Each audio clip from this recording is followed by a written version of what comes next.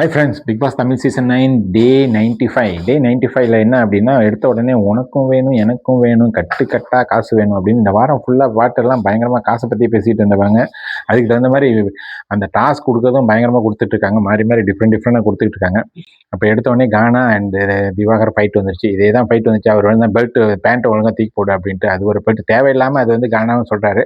இவர் வந்து என்னென்னா நினச்சப்பெல்லாம் திடீர்னு சட்டை கட்டிட்டு உள்ளுக்குள்ள சுற்றிட்டு இருக்காரு. இவர் வந்து என்ன ஹீரோன்னு சொல்ல வர்றாரா, இல்லை வந்து பாடியை வச்சு யாராவது மயக்க வர எல்லாரையும் பார்க்குறவங்கள்ட்டலாம் நான் வந்து நீ இப்படி சொல்லாத அப்புறம் லிவிங் ஹாலில் வந்து ஒரு நெகட்டிவிட்டி டாக் சின்னதாக போணுச்சு. அது வந்து வியானா வந்து வந்தவங்க எல்லாம் ஏன் அப்படி நெகட்டிவிட்டின்னு பேசுகிறாங்க, அதெல்லாம் நீ சொல்லக்கூடாது அப்படிங்கிற மாதிரி பேசிட்டு இருந்தாங்க.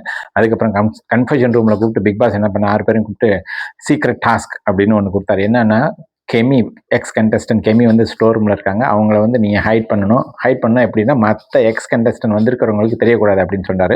அதை வந்து சக்ஸஸ்ஃபுல்லாக அப்புறம் வந்து என்னென்ன முடிச்சு சக்ஸஸ்ஃபுல்லாக ஒளிய வச்சுட்டாங்க. அப்போ லிவிங் ஹாலில் கூப்பிட்டு பிக் பாஸ் என்ன சொன்னார்னா, ஓகே நீங்கள் சக்ஸஸ்ஃபுல்லாக டாஸ்க் ஒன்று பண்ணிட்டீங்க, அதனால் உங்களுக்கு 1 லட்சம் இருக்குது அப்படின்னு சொல்லிட்டாரு. ஆனால் இந்த டாஸ்க் இன்னும் கண்டினியூ ஆகுது செகண்ட் ரவுண்ட் அப்படின்னு சொன்னாரா.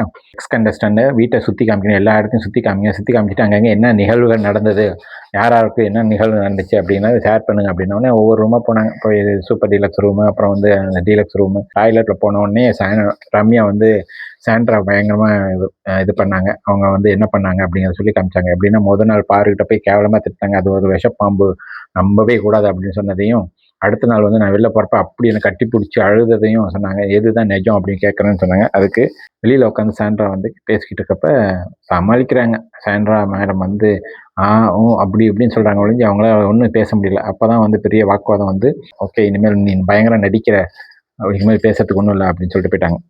ஓகே, அடுத்தது வந்து கெமி வந்துட்டாங்க. அவங்க சாப்பாடு கொடுக்கணும். அந்த சாப்பாடு வந்து 4 பேருக்கு சேர்த்து கொடுத்துருந்தாங்க. அந்த ஃபைனலிஸ்ட்டில் 3 பேர் சாப்பிடலாம், அப்புறம் கெமி 1, 4 பேரும் சேர்ந்து சாப்பிடலாம். அதை வந்து எக்ஸ் கண்டஸ்டன்ட் தெரியக்கூடாது அப்படின்னு சொல்லிட்டாங்களா.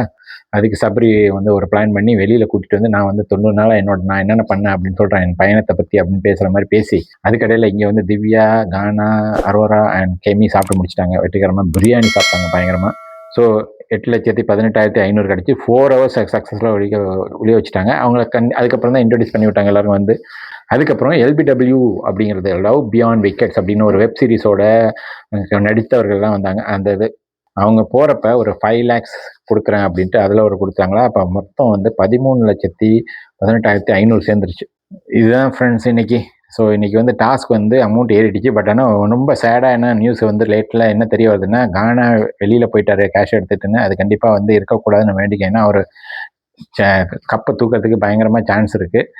ஸோ பார்ப்போம், நாளைக்கு ஈகராக வெயிட் பண்ணுவோம் என்னன்ட்டு.